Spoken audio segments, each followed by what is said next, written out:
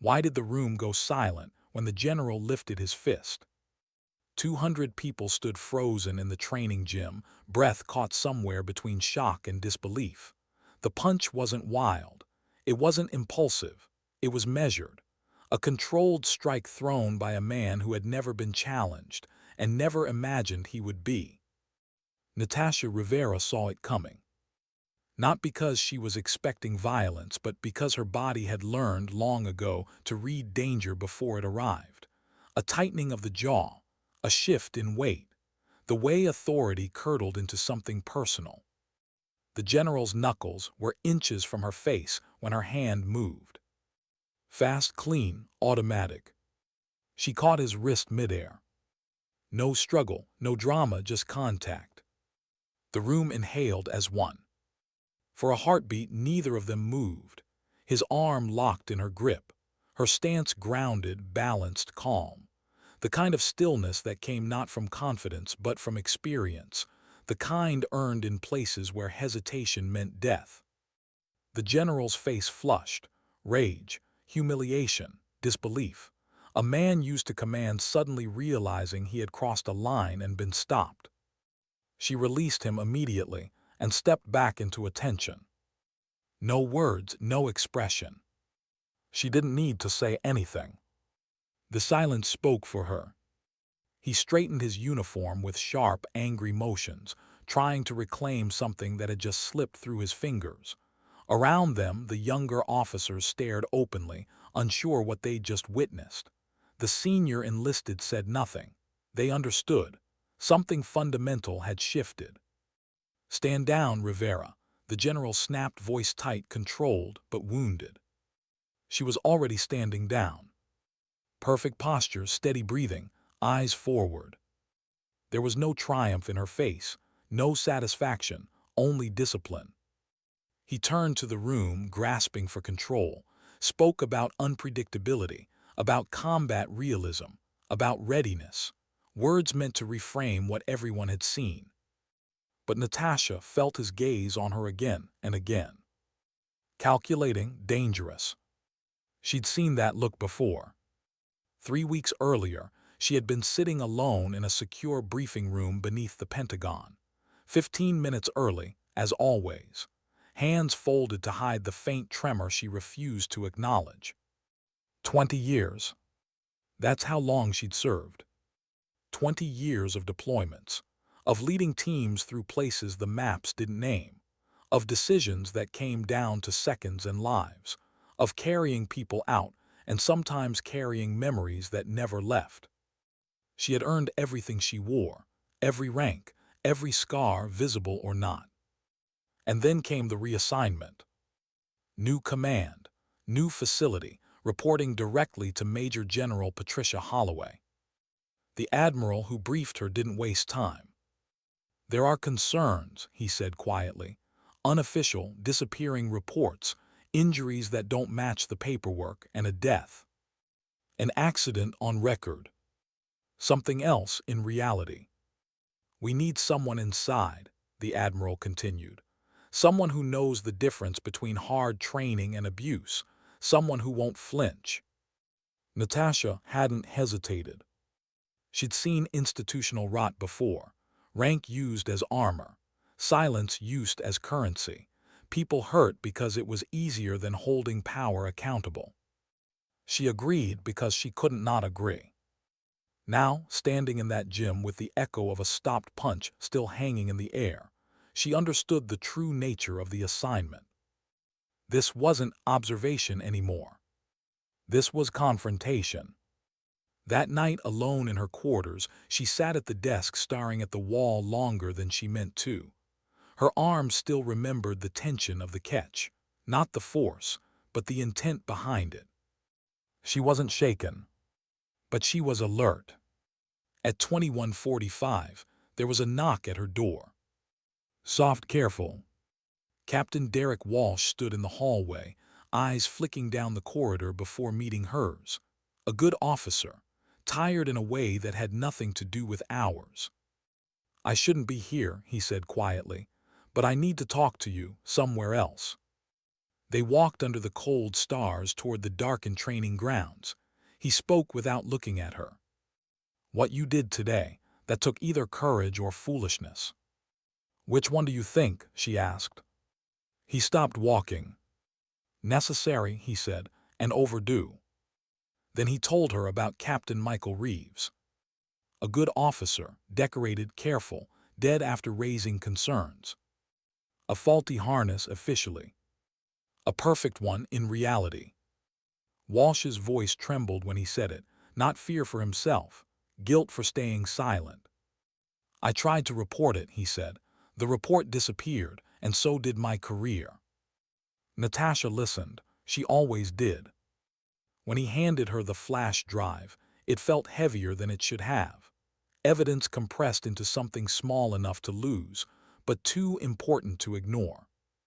"If this comes out," Walsh said, "Holloway will know I helped." "I know," she replied. He nodded anyway. After he left, Natasha sat alone again, the flash drive on the desk in front of her. Proof of a system that protected power over people. Proof that the punch in the gym wasn't an anomaly. It was a pattern. At dawn, she made the call. By the time the sun rose over the training facility, the mission had changed. She wasn't just watching anymore. She was moving. And somewhere down the hall, a general with a wounded ego had no idea that the woman he tried to strike had already begun dismantling everything he thought untouchable. Sometimes strength doesn't announce itself. It simply waits until the moment demands action. Why did the records never quite line up, no matter how carefully she read them? Natasha noticed it on the third morning of the evaluation, sitting alone in a borrowed office with pale walls and a desk that still smelled faintly of disinfectant. She had requested 5 years of training logs, medical incident reports, and equipment maintenance records. What arrived looked complete at first glance. Neatly stacked folders, clean formatting, proper signatures. Too clean.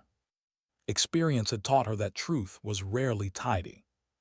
She began reading slowly, not hunting for a single smoking gun but for patterns, small inconsistencies, dates that didn't align, injuries described with language that felt deliberately vague, minor, resolved on sight, no further action required, phrases designed to close doors rather than open them. Her chest tightened, not with anger yet but with recognition. She'd seen this before in other units, other commands. When leadership decided outcomes mattered more than people. When paperwork became a shield. By mid-morning, the first interruption came. Captain Stratton, the facility's administrative officer, appeared at her door with a polite smile that didn't reach his eyes. He spoke carefully, choosing words like someone stepping around tripwires. "There are concerns about the scope of your requests," he said. "Privacy issues, sensitivity." Natasha didn't raise her voice. She didn't lean forward. She simply met his gaze. "My authorization comes from the Joint Chiefs," she said. "If there's resistance, it will be documented." The smile faded. That was how the days began to feel. Polite obstruction, quiet delays, files that arrived incomplete and then complete only after reminders. People who suddenly needed to check with command before answering even the most basic questions. By the end of the first week, Natasha had filled 2 notebooks. And she had confirmed something worse than she'd expected. The injuries weren't random. They clustered around specific instructors, specific training evolutions, and always, around the days when General Holloway's calendar showed him present. She stared at the entries late one night, long after the facility had gone quiet. The hum of fluorescent lights the only sound. She thought about Captain Reeves, about the repelling tower visible from her window, its silhouette cutting into the sky like a scar. People didn't fall by accident that often. The first interview changed everything. Petty Officer Marcus Hendricks sat across from her, shoulders tense, hands clasped so tightly his knuckles were pale. He spoke in clipped sentences at first. Rehearsed. Safe. Then she stopped asking questions. She waited. Silence did what pressure couldn't. "I was there," he said finally, voice cracking, "when Reeves fell." Natasha didn't interrupt. "The harness was fine," Hendricks continued. "I checked it myself, and when he died everything moved too fast, reports rewritten, people told not to speculate."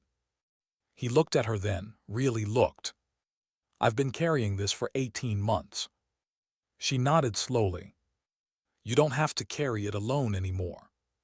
Something in his posture broke, not weakness but relief, like someone finally allowed to exhale. After that, the dam didn't burst all at once. It cracked. Word traveled the way it always did in places built on hierarchy and fear. Quiet conversations, late knocks, people asking careful questions before committing to answers. By week 3, Natasha had half a dozen witnesses willing to go on record. Each story was different in detail. Each story was identical in shape. Excessive pressure, injuries minimized, complaints erased, careers quietly redirected into dead ends. What hurt most wasn't the brutality. It was the resignation. These weren't fragile people. They were trained professionals who believed in service, in standards, in doing things the right way. And they had learned, slowly and painfully, that the system wouldn't protect them if the person causing harm wore enough stars. One evening, long after dinner hours, Major Catherine Chun knocked on Natasha's door. The deputy commander. The last person Natasha expected to see there. Chun didn't sit at first. She stood near the door, as if uncertain whether to stay. "I need assurances," she said quietly, "that this conversation won't disappear." "It won't," Natasha replied. Chun exhaled. "I've watched him change," she said. "Or maybe I just stopped lying to myself about who he's always been." She spoke about the early days, when training was hard but principled, when injuries were investigated, not buried, when fear wasn't a management tool. Then she spoke about Reeves. How paperwork was altered in real time, how words were chosen to protect a narrative, how she had told herself that staying silent was professionalism. "I was wrong," Chun said, voice tight, "and I can't be wrong again." She slid a folder across the desk. Unredacted records, originals, the truth, preserved quietly by someone who hadn't yet found the courage to act, but hadn't destroyed it either. Natasha felt something shift inside her. Not triumph. Responsibility. Because now this wasn't just about exposure. It was about the people who had trusted her with their careers, their safety, their futures. The next days blurred together in long hours and careful documentation. Interviews ran late. Calls were made to personnel no longer stationed at the facility. People who had transferred, resigned, disappeared into the system. Every conversation carried the same question beneath the words. Will this matter? Natasha didn't promise outcomes. She promised effort. She promised to be thorough. And she promised that silence would no longer be the default. By the end of the 4th week, she had documented over 50 incidents, patterns impossible to dismiss, a commander present at every major injury, equipment that failed only when oversight was absent. And still something gnawed at her. Evidence was strong, but power rarely surrendered to logic alone. Late one night, she stood by the window again, watching the lights on the training grounds. She felt tired in a way sleep wouldn't fix. Not broken, just weighted. She thought about being 18, about being told she didn't belong, about training twice as hard to be taken half as seriously, about the men she'd served beside who never doubted her, and the ones who never stopped resenting her presence. And she thought about General Holloway, a man who believed pain was proof of strength, who believed fear created loyalty, who believed his authority made him untouchable. She understood then what this was really about.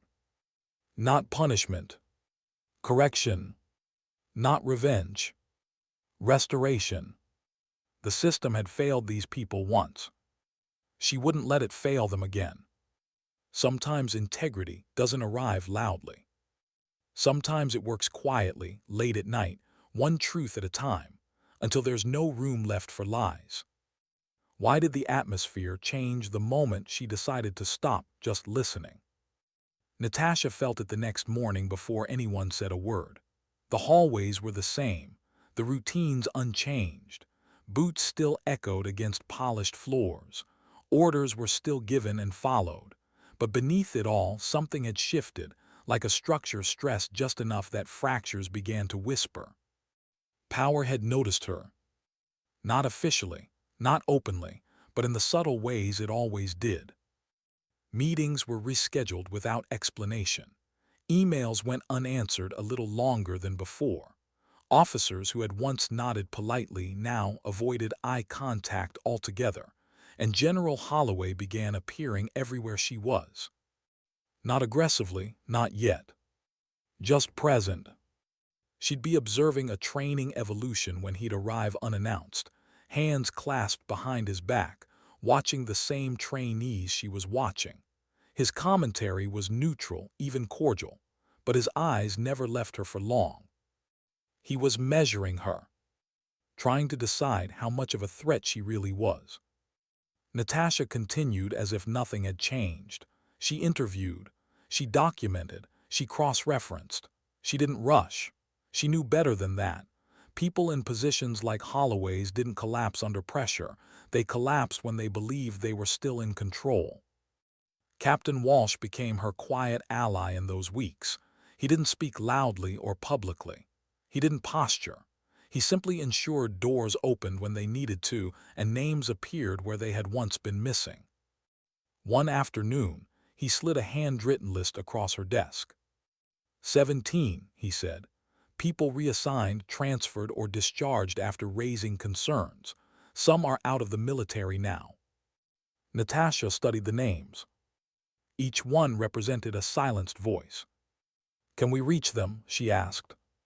Walsh nodded. Most of them, they've been waiting for someone to ask. The calls were difficult. Some voices were guarded. Others were angry. A few broke down halfway through sentences they'd never finished before. A lieutenant who had shattered his arm during an unauthorized night drill and been told to call it clumsiness. A corpsman ordered to refile medical reports under less alarming classifications. An instructor who watched trainees pushed until they vomited, then told to call it character building. Each story landed differently, but together they formed something undeniable. This wasn't an overzealous commander. This was a system, and Holloway was at its center. By week 6, Natasha's office no longer felt temporary. It had become a refuge. People lingered in the doorway before leaving, as if reluctant to step back into a place that had punished honesty for so long. Then Major Chun returned. This time she didn't hesitate. There's been another incident, she said quietly, closing the door behind her. A junior lieutenant, female, collapsed during an off-schedule conditioning session. The official report cited heat exhaustion. The reality was deliberate overexertion under Holloway's direct supervision. She's scared, Chun said, but she's angry too. Natasha nodded. Anger can be useful if it's supported. Lieutenant Sarah Mackenzie sat across from Natasha 2 days later, shoulders rigid, jaw clenched like she was bracing for impact. She spoke carefully at first, repeating what the report said. Then Natasha asked a single question. Is that what really happened? Mackenzie's composure fractured. He wouldn't stop, she said. I told him I was dizzy. I told him my vision was going. He told me to keep moving, said weakness was a choice. Her hands trembled as she spoke. I trusted him. Natasha felt the weight of that word settle between them. Trust. It was the thing power abused most easily. Mackenzie agreed to testify, not because she wanted revenge, but because she didn't want to see it happen again. That night, Natasha updated the timeline on her wall. Photos, dates, names. The pattern was no longer subtle, it was glaring. But still, she knew. Evidence on paper wasn't enough. Men like Holloway didn't fall because of reports. They fell when their behavior became impossible to explain away. The opportunity came sooner than she expected. Walsh found her in the corridor late one afternoon, voice low. "He's planning another session," he said. "Off the books, tomorrow night, advanced conditioning." Natasha stopped walking. "How many?" "About 20. She understood immediately. These sessions were where the line vanished entirely, where supervision didn't exist, where accountability couldn't reach. And Holloway would be there. She didn't ask Walsh what he thought. She made the decision herself. "I'm attending," she said. Walsh stared at her, as an observer. "No," she replied, "as a participant." The risk was obvious. Holloway had already tried to intimidate her once. If he felt cornered, escalation wasn't just possible, it was likely. She called Admiral Thornton that evening. "I'm accelerating," she said calmly. "I'm going to force him to show exactly who he is." There was a pause on the line. "He could hurt you." "He already has," she replied. "This time it will be documented." The gym was dim the next night. Lights lowered, music low and pulsing. The kind of environment designed to strip people down mentally before anything physical even began. Holloway smiled when he saw her. Not friendly. Predatory. "I didn't expect you," he said. "I wouldn't miss it," she replied. The conditioning started brutally and stayed there. Push-ups until arms shook, sprints until lungs burned. Holloway watched closely, not the group but her. She didn't falter. Years of training had taught her how to endure without advertising pain. After nearly an hour, he called them in. "Hand to hand," he announced. "Demonstration." No one volunteered. He turned to her. "Commander Rivera." She stepped forward. The mat felt cold beneath her palms. The circle closed around them. Somewhere above, a hidden camera blinked silently. At first it looked instructional, controlled grips, demonstrated leverage. Then it changed. His movements became sharper, his holds tighter, the joint lock deliberate in its cruelty. Pain flared down her arm. This wasn't teaching. This was punishment. She could have escaped. She chose not to. She let him believe he was winning. "You need to understand," he said quietly, pressure increasing. "This is my facility." She exhaled sharply, letting pain show, but not fear. "I understand, General." That was the moment. The moment he crossed fully into who he really was. When he released her, satisfied, she stood slowly, rolled her shoulder, met his eyes. "Effective technique," she said evenly. He smiled. He had no idea what he'd just given her. Later in her office, Natasha reviewed the footage with Walsh, every second clear, every word audible. No ambiguity. No escape. She documented the bruises, wrote the report, sent the message. The final phase had begun. And General Holloway, still convinced of his dominance, didn't realize that the silence he relied on had finally turned against him. Sometimes the most dangerous thing you can do to power is let it reveal itself, then simply refuse to look away. Why did the waiting feel heavier than the confrontation ever could? The morning after the footage was secured, nothing happened. No alarms, no sudden summons, no dramatic shift in command. The base woke the same way it always did, as if the truth hadn't just been placed carefully, deliberately, into the hands of people who now had to decide what to do with it. Natasha hated this part. Action was honest, pain was honest, even fear had clarity, but waiting allowed doubt to creep in. Waiting gave institutions time to calculate damage, to weigh consequences, to decide who was expendable. She moved through her day with practiced calm, attended briefings, observed training, took notes. Externally, nothing marked her as different from the officer she'd been the day before. Internally, she was braced. Every footstep behind her registered. Every unexpected knock tightened something in her chest, not because she feared exposure, but because she feared compromise. She had seen cases like this softened, diluted, turned into leadership-style conflicts instead of what they were. Abuse. By midday, word began to spread, not of an investigation but of discomfort.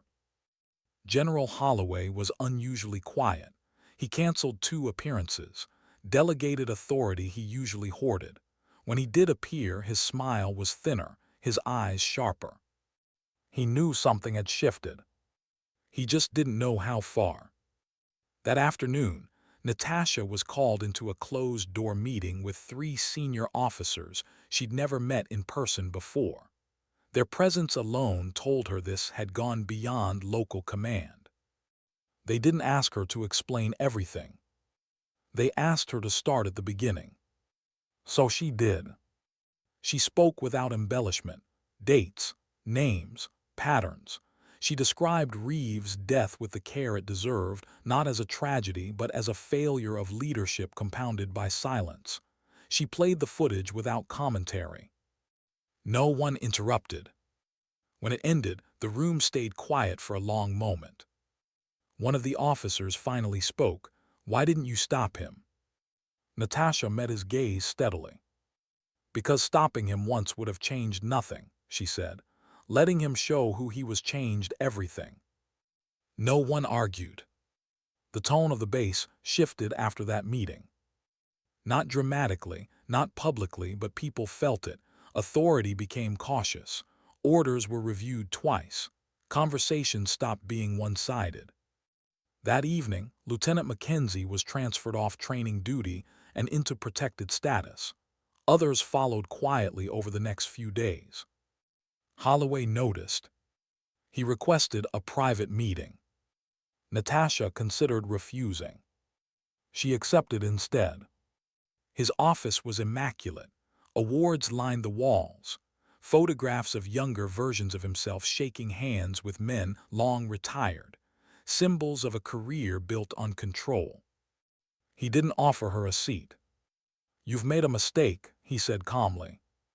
She didn't respond. "You think this is about ethics," he continued. "But this is about structure, order. You weaken that, everything collapses." She studied him for a moment, not with anger but with a strange sadness. "No," she said, "what collapses is what was already rotten." His jaw tightened. "You don't belong here," he said. "You never did." The words were meant to cut. They didn't. She had heard versions of them her entire career, from instructors, from peers, from men who confused discomfort with threat. "I belong wherever the truth is," she replied. He laughed then, short and humorless. "This will ruin people," he said. "Careers, families." "Yes," she said quietly, "it already has." When she stood to leave, he spoke again. "You think you're strong," he said, "but strength is knowing when to stop." She turned back. "Strength," she said, "is knowing when silence becomes complicity." The investigation moved quickly after that.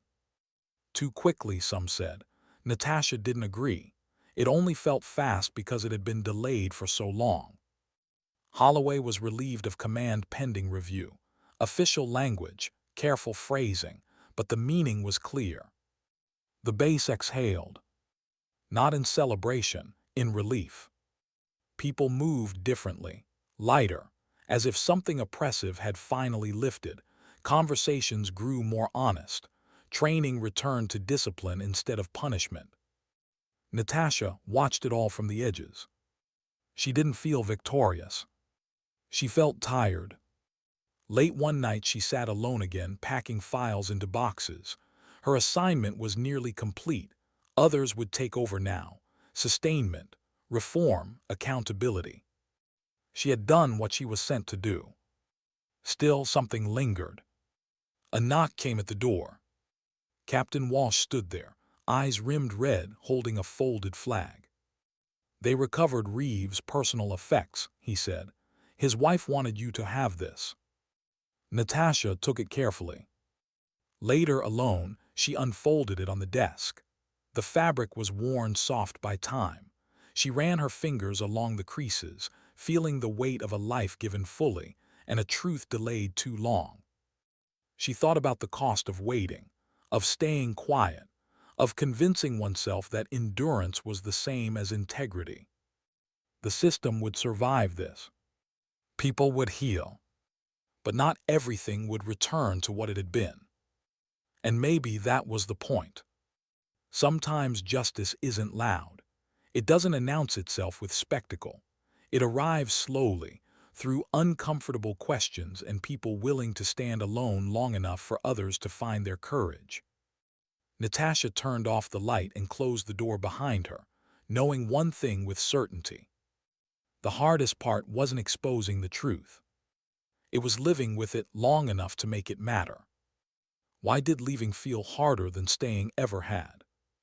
Natasha realized it the moment she signed the final transfer document.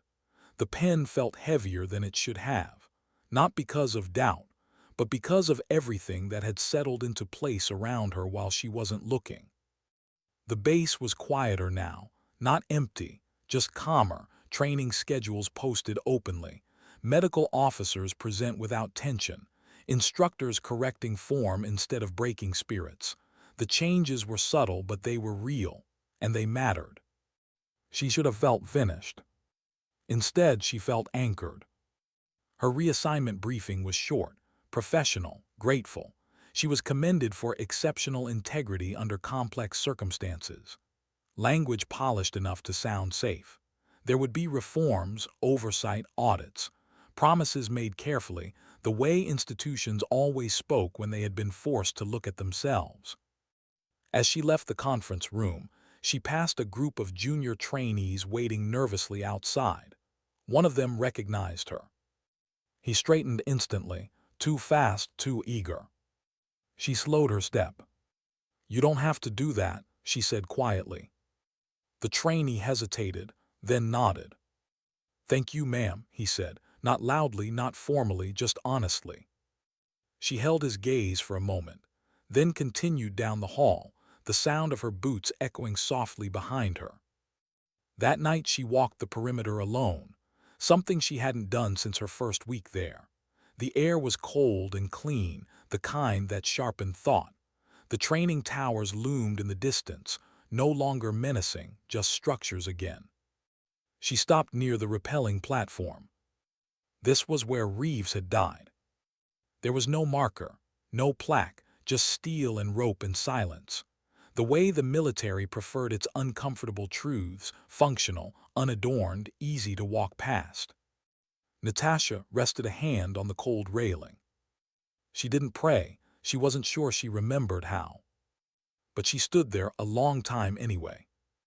The next morning, Major Chun asked to see her. Not in an office. In the small cafeteria near the flight line, where pilots grabbed coffee between sorties. A place where ranks softened just enough to allow honesty. "I didn't think I'd ever thank you," Chun said, stirring her cup. "I thought I'd spend the rest of my career convincing myself I made the least bad choice." Natasha listened. "They offered me command," Chun continued. "Interim, I almost refused." "Almost?" Natasha asked. "I realized something," Chun said. "If people like me keep stepping aside, nothing actually changes." Natasha nodded slowly. "That realization comes with weight," she said. "Yes," Chun replied, "but it also comes with direction." They sat in silence for a moment, watching aircraft lift into the sky. Purpose in motion, clean, clear. Later that day, Lieutenant Mackenzie found Natasha outside the medical wing. She looked different, still serious but steadier, grounded. "I'm staying in," Mackenzie said. "They gave me the option to transfer or separate. I chose to stay." Why? Natasha asked gently. Mackenzie thought about it. Because someone has to remember what this felt like, she said, and make sure it doesn't happen again. Natasha felt something warm and painful bloom in her chest. That's how cultures change, she said, one memory at a time. The official announcement came 2 days later.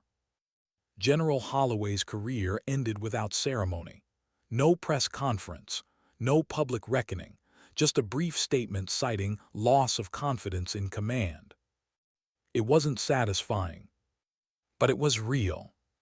Some people wanted more, a louder ending, a clearer villain.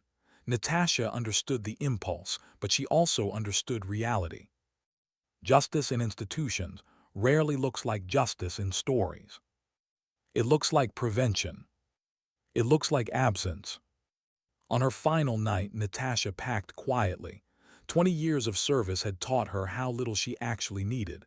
A few uniforms, a few books, personal items kept intentionally sparse.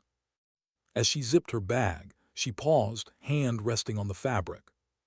She felt the familiar pull of exhaustion, not physical, but emotional. The kind that came from holding yourself upright long after the moment of crisis had passed. There was a knock at the door. Captain Walsh stood there, unsure for once. "I wanted to say goodbye," he said, "and I wanted you to know something." She gestured him in. "I stayed silent for a long time," he said. "Told myself it was strategy, survival, but after this, I don't think I can go back to that." Natasha met his eyes. "You don't have to be loud," she said. "You just have to be consistent." He nodded. "I'll try," he said. "That's all anyone can do." After he left, Natasha sat on the edge of the bed and allowed herself, for the first time, to feel everything she'd kept contained. The anger that had sharpened her focus. The fear she'd never admitted. The sadness of knowing how many years it had taken for the truth to surface. And beneath it all, the quiet pride of having chosen the harder path when an easier one was available. She didn't cry. She breathed. Slowly, deeply, intentionally. At dawn, she stood one last time on the flight line as the transport prepared for departure. The sky was pale, just beginning to warm. A new day, indifferent to human struggle, unfolding anyway. As she climbed the steps, she looked back at the base. At the people moving within it. At the system slowly recalibrating. She knew change wasn't permanent. It never was. It required maintenance, attention, courage renewed daily. But for now, something had shifted. And that was enough. As the aircraft lifted into the air, Natasha closed her eyes. Not to forget, but to carry forward what mattered. Because strength wasn't about enduring pain. It was about refusing to pass it on. What stays with you after the mission ends, when no one is watching anymore? Natasha felt it in the quiet hum of the aircraft as it leveled out, the vibration settling into something steady and almost comforting. Around her, the cabin lights were dim, faces half-lit, people returning to different lives, different assignments, carrying different weights. She stared at her hands for a long moment, as if expecting them to tell her something she didn't already know. She wasn't thinking about General Holloway. Not anymore. She was thinking about the spaces he left behind. Empty offices didn't erase damage. New leadership didn't automatically heal trust. Systems learned slowly and people learned slower. The truth was, the work she'd done wouldn't be finished by her departure.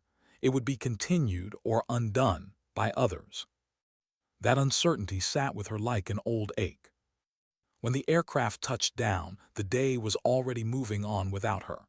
Engines roared. Orders were shouted. Somewhere, someone was being briefed on a mission that would change them in ways they couldn't yet imagine. Natasha moved through the terminal unnoticed, just another uniform among many. She preferred it that way. Attention had never been the point. Her next assignment was deliberately vague. Advisory, oversight, temporary on paper. A role designed to place her where friction existed, where people disagreed quietly, where lines blurred, where truth needed room to breathe. She checked into her quarters that evening and sat on the bed without turning on the light. Outside, city sounds filtered through the window. Life, loud and messy and ordinary. For the first time in months, no one expected anything from her. The silence felt strange. She slept lightly, always had, but that night her dreams were different, not violent, not sharp, just moments replayed out of order, Reeves' name written in neat ink, Mackenzie's clenched jaw, Holloway's calm certainty when he thought himself untouchable. She woke before dawn and went for a run, letting the rhythm burn the thoughts down to something manageable. Sweat was honest, breath was honest, it helped. Later that morning, an encrypted message arrived. No sender listed. Just a short note. "They're holding." She read it twice. Holding meant the reforms were still in place, the oversight intact. The people she'd left behind hadn't been quietly pushed aside. It wasn't a victory, but it was continuity. Natasha allowed herself a small, private smile. Weeks passed, then months. She worked quietly, methodically, helping commands review training protocols, sitting in on meetings where discomfort was the only honest signal that something needed fixing. She didn't accuse, she asked questions. She didn't demand confessions, she listened. Sometimes that was enough. Other times it was. There were days she went back to her quarters feeling the familiar weight settle into her bones. The exhaustion of pushing against systems that preferred convenience over courage. The loneliness of being the person who noticed what others chose not to. On one of those days, she received a letter.